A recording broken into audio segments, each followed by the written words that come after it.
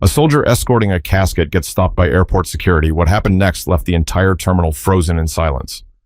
People didn't notice him at first. He stepped off Flight 216 from Tucson into the heart of Hartsfield-Jackson like a shadow that didn't ask for attention. Black jacket crisp, white gloves clean, hat low, back straight. His name was Dorian Ellison, and he wasn't here for comfort. He wasn't here for vacation. He was here to escort a body, one of his own, a soldier who didn't make it back home on his own 2 feet. The casket moved gently beneath his hands as it came down the ramp, flag folded tight across the top. No scratches, no dirt, just the stars and stripes, like it was supposed to be. Dorian walked alongside it like the world around him didn't exist. That was the training. That was the oath. You protect the honor of the fallen like your life depends on it, even when no one's watching. Especially then. He had done this before, but it didn't get easier. Every nameplate different. Every mother on the other end holding a different kind of pain. This one? Staff Sergeant Lennox Rayford, 29 years old, 2 kids in Fresno, took a hit that wasn't meant for him. Dorian didn't know him personally, but he knew of him, the kind of man who let others eat first, covered for his team, took the night watch even when he didn't have to. And now, he was coming home. Dorian's steps were precise, not showy, not stiff, just steady. Like his boots were stitched to the floor, people started to look. Not a lot, but enough. A couple sitting by a window lowered their coffee cups. A boy with headphones halfway out of his ears blinked and leaned forward. The silence wasn't loud, but it was deep. A TSA agent by the corner leaned in to whisper to a colleague, eyes flicking toward the casket. "That's a tomb guard, right? One of the Arlington guys?" The other one just nodded, watching. But not everyone understood what they were seeing. As Dorian reached the bottom of the jet bridge, something shifted. Not in him, but around him. A junior security officer, clipboard in hand, maybe mid-20s, rushed over from the side hallway. "Excuse me, sir," she called out. Dorian didn't stop. She jogged to keep up. "Sir, I need to see your access credentials." He didn't blink. He didn't turn. His eyes never left the casket. "Ma'am, I'm currently in the process of escorting a fallen soldier to ground transport. I am not to be delayed." There was no attitude, no aggression, just fact. But she wasn't convinced. "I understand that, but this area is restricted. I wasn't informed of any ceremony or procession today. If you don't have clearance, I need to radio this in." Now people were really looking. Dorian stopped, not because he wanted to, because he had to. His grip tightened ever so slightly on the handle at the end of the casket's platform. You could almost hear the tension humming in the air between them. His voice was low but solid. "Ma'am, step aside, please." The officer hesitated. She glanced at the casket, then back at him. "I'm just following protocol. If I let you through without clearance and something happens..." Behind her, an older man in a Delta maintenance vest started approaching slowly, hands slightly up like he didn't want to startle anyone. He looked like he'd seen something like this before. "Hey, maybe let's just call a supervisor," he said gently, but she shook her head. "I am the supervisor on this concourse today," she said, more defensive now. People were standing still, no phones out, just watching. And through it all, Dorian didn't flinch. Not once. Not even when the officer stepped closer and reached toward the casket with her hand like she was going to inspect it. That's when it happened. From across the concourse, a voice called out, not loud, but full of urgency. "Don't touch that flag." But before the officer could respond, the woman behind the voice was already striding toward them, with eyes that told a story Dorian hadn't heard yet. Her name tag said Tasha Pennington, but you didn't need to see it to know she was the kind of woman who didn't waste words. Late 40s, pressed navy blouse, flat shoes worn from years of standing in the same spot. She wasn't running, but she wasn't strolling either. Every step she took came with purpose. Tasha had worked this airport for 23 years. She'd seen celebrities lose their minds over delayed flights. She'd seen young men cry at the gate before shipping out. But this? This was something else. As she approached, she didn't even look at the officer. Her eyes were locked on the casket, on the flag. "Step back," she said, calm but direct. "You don't touch that." The officer straightened. "Ma'am, I was just following "I said step back," Tasha repeated. "You can write me up if you want, but that man is not to be stopped. And you sure as hell don't lay hands on that flag. Dorian hadn't moved, still standing, still holding the platform, but his eyes flicked toward her now, Shamko, just briefly. Enough to see the pin on her collar, a small gold cross tucked just beneath her badge. Tasha turned toward him, and for the first time since stepping off the plane, Dorian's face softened. My father did 3 tours in Nam, she said quietly. Used to tell me stories about the honor guard. Said they were the reason some of his friends came home with dignity. Dorian gave the slightest nod, nothing more. I saw your badge number when you came through the terminal, she added. Didn't say anything then, but when I saw her trying to stop you, Tasha paused and looked at the younger officer, who now seemed unsure of everything. I wasn't going to let that happen. The crowd had grown, maybe 15, 20 people now, nobody moving, nobody talking, just watching. A teenage boy near the back whispered, "Is he a soldier?" An older man beside him, maybe in his 60s, answered without looking away. Not just a soldier, that's a tomb guard. Arlington. The words carried weight, the air shifted, the junior officer swallowed hard. I didn't realize. I thought this was just cargo protocol. Tasha turned to her, firm but not unkind. That's not cargo. That's someone's son. Someone's dad, maybe. And that man is walking him home. For the first time, the officer seemed to really look at the casket. Her voice dropped to a whisper. I'm sorry. Dorian didn't speak. He didn't need to. Then quietly, he took one small step forward and continued his walk. And nobody got in his way. Tasha fell in beside him. Not because she had to, because it felt right. I'll walk with you till the transfer van, she said, just in case someone else forgets what that uniform means.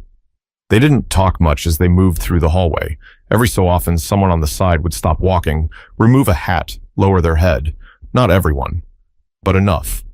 A security guard near a vending machine stood and saluted. Dorian didn't acknowledge them. That wasn't his job. His eyes stayed forward, focused, locked. But he felt it. The respect, the silence, the weight.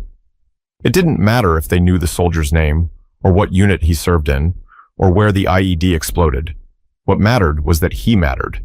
Tasha stopped at the sliding glass doors that led to the loading area. The transfer vehicle was waiting, back doors open, lined with white padding and black straps. Dorian turned to her. You didn't have to do that.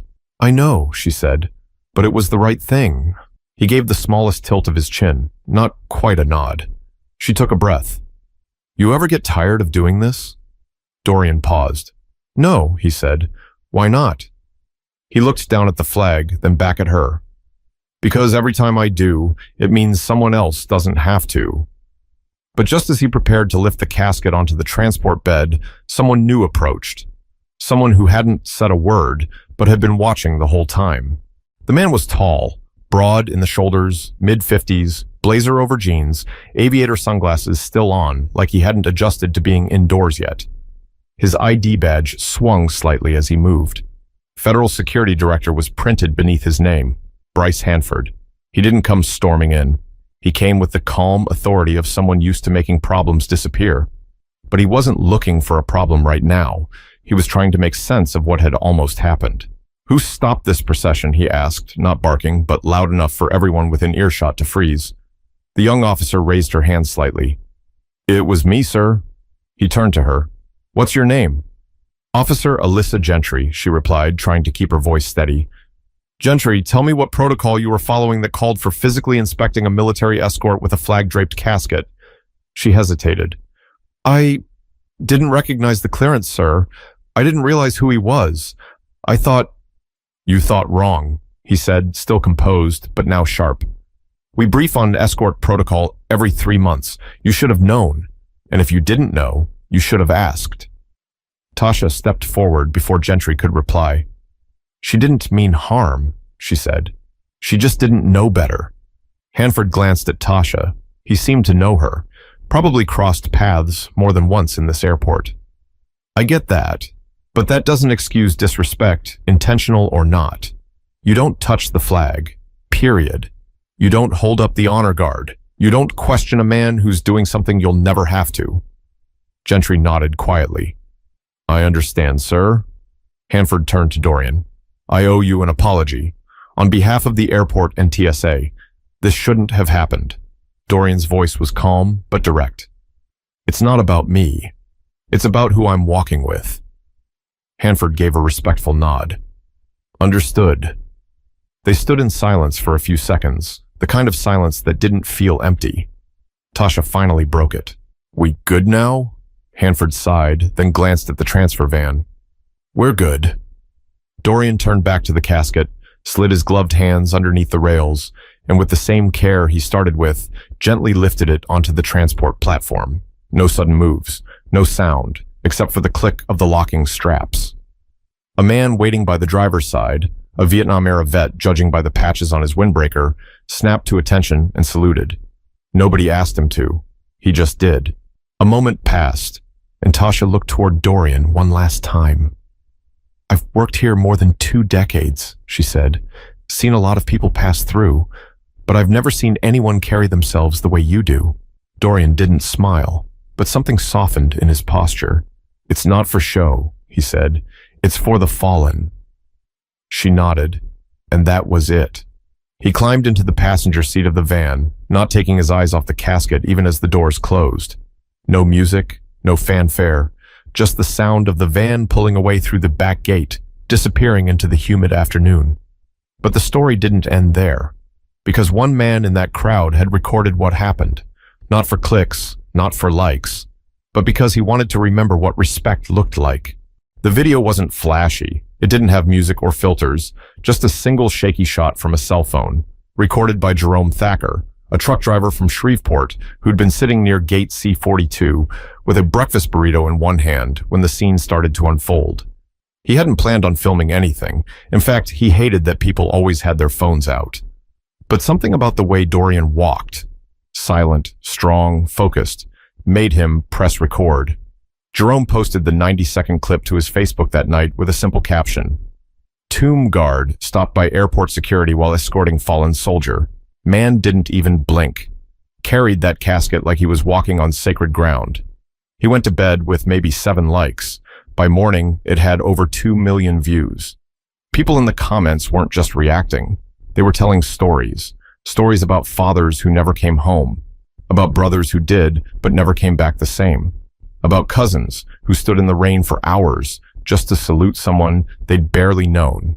One comment near the top read, "My brother served in the 3rd Infantry. He said the tomb guards are the reason people still believe in honor." Another, "That woman in the Navy shirt? That's Tasha. She's been at the Delta desk in Atlanta forever. She helped me find my mother's bag when it got lost. Of course she stepped in." And one more, "That guard didn't flinch. Not once, God bless him." Tasha hadn't seen the video yet. She was too busy working another double shift and helping reroute flights after a sudden thunderstorm delayed the morning boardings, but someone showed it to her in the break room that afternoon. She watched it without blinking. She watched herself walk into frame and say, "Don't touch that flag." She watched Dorian stand tall without ever looking around for help. And then she heard a voice in the background, barely audible over the low crowd chatter. It was a woman's voice. "Do you even know who he is?" No one could tell exactly who said it, but it echoed through the video like a stone tossed in still water. Later that evening, Dorian sat on the edge of a motel bed in Macon, Georgia. Clean room, 2 twin beds, remote on the dresser. He'd dropped the casket off at the local funeral home a few hours earlier. Tomorrow, he'd attend the memorial service, standing in the back like he always did. He didn't check his phone until after his boots were off. 1 missed call from Captain Riley. 3 texts from guys on base. And then a link. He clicked it. There he was, on screen. That walk, that moment, that voice, Tasha's. He watched it in silence. Then he watched it again. He didn't care about going viral. He didn't want attention. That wasn't why he wore the gloves or the hat or walked with measured steps. He did it because Staff Sergeant Rayford had done his part. And now it was Dorian's turn to carry him home. Still, something about that clip stuck with him, not because people noticed him, but because they noticed the act, the respect, the fact that there are things you don't question, things you don't interrupt. He turned off his phone and stared at the blank wall across from him. This was never supposed to be about going viral, but maybe, just maybe, it was good that people saw it. But the video hadn't just reached the people at home. It had made its way to someone else, someone who had been quietly grieving hundreds of miles away. In a modest, sun-worn house outside Fresno, Janelle Rayford sat on the edge of her living room couch with her hands in her lap and her phone resting screen up beside her. It had buzzed 7 times in the last half hour. Family, friends, old neighbors, they were all sending her the same link. At first, she didn't want to open it. She'd spent the last week swimming through grief, funeral arrangements, military paperwork, the impossible job of explaining to 2 little boys that their father wouldn't be coming home. But curiosity got the better of her. When she finally pressed play, her eyes locked onto the screen. The camera shook, but she could still make him out. The man in uniform, the way he walked beside the casket, the tension, the pause, the woman stepping in to stop it all. She saw the argument, then the silence, then the walk. She cried, but not like she had in the days before. This wasn't the raw, messy kind of crying that broke out when the knock came at the door or when she first saw Lennox's uniform folded in a box. No, this was quieter, slower. She watched Dorian like she'd known him for years. She didn't know his name yet, but the way he moved, the way he protected her husband's memory, even without knowing his story, it hit different. Her oldest son, Braylon, came into the room mid-video, dragging his backpack behind him. "Mom, what's that?" She wiped her eyes quickly. "It's a video. Someone filmed the man bringing Daddy home." Braylon walked over and stood beside her, his brows pulled together the way his father's used to. "Is that him?" "No," she said, pointing to the man in uniform. "That's someone else. That's the guard." Braylon squinted. "He looks serious." "He's supposed to," she said. "That's part of his job." "Is he sad?" "I think so," she said softly. "But he's not allowed to show it." Braylon leaned on her shoulder, and together they watched the rest of the clip. Janelle whispered, almost to herself, "He made sure your daddy came home the right way." Braylon didn't say anything, but when the video ended, he looked up at her. "Can I meet him someday?" She didn't answer right away. Back at the airport, Tasha sat on the bench outside the staff entrance with a half-eaten granola bar in one hand and her phone in the other. She was watching the video again, but her mind wasn't on the screen. It was somewhere else, 25 years back, maybe more. She remembered her dad, Royce Pennington, standing in the living room in his old Army tee, pointing at the TV during a Memorial Day ceremony. "You see those boys in the white gloves?" he asked her. She was only 7 then. "Yeah." "They don't blink. They don't break. They guard the tomb 24 hours a day, rain or shine." "Why?" "Because some folks gave everything, and it's our job to remember." She didn't get it at the time, but now she did. Her dad had passed in 2011, stroke, quiet, peaceful, but she always remembered the way he spoke about honor like it was something physical. Something you could hold in your hand or pass down like a family recipe. That day with Dorian wasn't about being a hero or going viral. It was about stepping in when someone forgets what respect looks like. She tucked her phone away and stood up to head back inside. As she opened the door, a passing pilot she didn't recognize gave her a quiet nod and said, "Saw the video, you did right." She didn't reply, just gave a small smile and kept walking. But the story wasn't finished, not yet. Because someone had a message for Dorian Ellison, and they weren't going to rest until he heard it. 2 days later, Dorian returned to the same airport, same boots, same uniform, same silence. This time, he wasn't escorting a body. He was scheduled to fly back to DC, back to the 3rd Infantry Base, back to the structure and silence of Arlington. But something about this trip felt different. The weight was still there, just in a different shape. As he passed through the concourse, a few people stopped what they were doing. One woman near the newsstand blinked, leaned toward her friend, and whispered, "That's him. That's the one from the video." Dorian kept walking. He wasn't interested in attention. He wasn't trying to become a symbol. He just wanted to get back to the post, back to the tomb, back to where silence means something sacred. But when he reached gate D17, something unexpected happened. A Delta employee walked briskly toward him. She looked flustered, but in a hopeful way, like she was holding back emotion just behind her professionalism. "Are you Dorian Ellison?" He hesitated, then nodded once. "Yes, ma'am." She pulled out a folded piece of paper. Someone left this for you, said you'd be coming through. He took it with a gloved hand, unfolded it slowly. It was a handwritten note. Simple, no flourish. I don't know your story, but you helped carry mine. My husband was Staff Sergeant Lennox Rayford. I saw what you did. My sons saw it too. Thank you for treating him like he still mattered. You didn't speak, but we heard you. Janelle Rayford.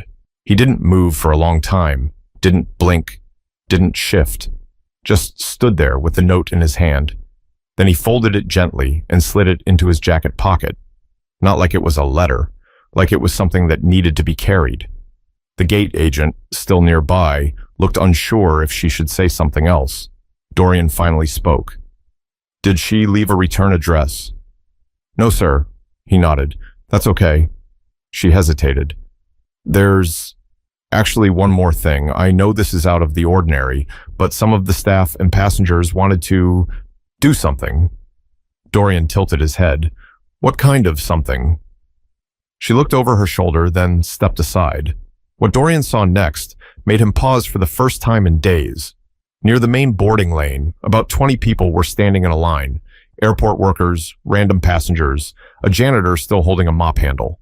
No signs, no speeches. Just standing shoulder to shoulder, hats off, hands over hearts. And then, silence. Someone gave a signal. Every one of them turned slightly in his direction and just stood. No applause, no music, just stillness. And it spread. Down the hall, people who hadn't even seen the video or known the story began to slow their pace. Some stopped walking, some took off hats. Others placed hands on hearts simply because the moment asked for it. A child tugged at his mom's sleeve. Why is everyone stopping? She bent down and whispered, because that man did something for someone who couldn't do it for themselves. The whole terminal didn't clap. They didn't chant his name. They just stood. And Dorian, for the first time in a long while, felt it. Not praise, not recognition, but understanding. But as Dorian finally boarded his flight and settled into his seat, a voice came over the intercom, and it wasn't the usual welcome aboard. The plane hadn't even pushed back from the gate when the overhead speakers crackled to life. Most passengers were still settling in, stowing bags, adjusting armrests, scanning the exits without really seeing them. Then came a voice, not from the cockpit, from the front of the cabin. Ladies and gentlemen, the flight attendant began, her voice a little shaky but steady enough to be heard. Before we depart, we'd like to take a moment to acknowledge someone special on board. Dorian looked up, frowning slightly, not curious, just alert. The attendant continued, Today we are honored to have with us a U.S. Army Tomb Guard, Sergeant Dorian Ellison, who recently completed the sacred duty of escorting one of our nation's fallen soldiers home. A ripple moved through the cabin. Some heads turned. A few passengers already knew who he was. Others were putting it together for the first time. The attendant paused, then added, He didn't ask for this recognition, but sometimes gratitude doesn't need permission. Dorian sat still. He didn't move, didn't wave, didn't smile. He wasn't built for that kind of spotlight, but something in his chest felt different now, like something had shifted. And then, from the back of the plane, came the sound of a single person clapping, just one, then another, and another, until it wasn't a round of applause. It was a rhythm, slow, measured, like a salute in sound. Dorian looked out the window. He didn't want the focus, but in that moment, he understood it wasn't about him. It was about Lennox Rayford. It was about every soldier who never got to come home. It was about the people watching, realizing, maybe for the first time, that some acts of service happen without cameras, without ceremony, without even thanks. And yet, they happen anyway. He bowed his head, not low, just enough. The applause faded, the cabin grew quiet, and the plane took off. Back in Fresno, Janelle stood on the porch with her two sons. The wind was picking up. Somewhere out past the street, a neighbor's flag flapped against its pole. Braylon looked up at her. Mom, is that man going to do it again? Escort another soldier? She nodded. He will. Do they always walk alone like that? Sometimes, she said, but not really. Not when people are watching. The boy seemed to think about that. Is it okay that we watched? Janelle smiled. It's more than okay. It's why he walked like that in the first place. At Arlington, 2 weeks later, Dorian stood once more at the tomb of the unknown soldier. It was early. The sun wasn't even fully out. Mist hung over the stone. The world was quiet again. His shift began at the top of the hour, and with no audience, no video, no applause, he took 21 steps, paused, turned, took 21 more. Because some things aren't about being seen. They're about being right. They're about honor. They're about remembering. This wasn't about one airport or one soldier or one moment. This was about knowing when to step in. It was about seeing the value of a person before you understand their role. It was about respecting what we don't always recognize. Whether you wear a uniform or not, whether you speak up or just stand still, you have the power to show honor. You have the power to interrupt disrespect gently but firmly. Because sometimes the strongest thing you can do is stand still and stand up. If this story moved you, share it. Not for views, not for clicks, but so someone else sees what respect looks like. So someone remembers. So we don't forget the ones who carried the weight quietly and the ones who stood beside them even when they didn't have to.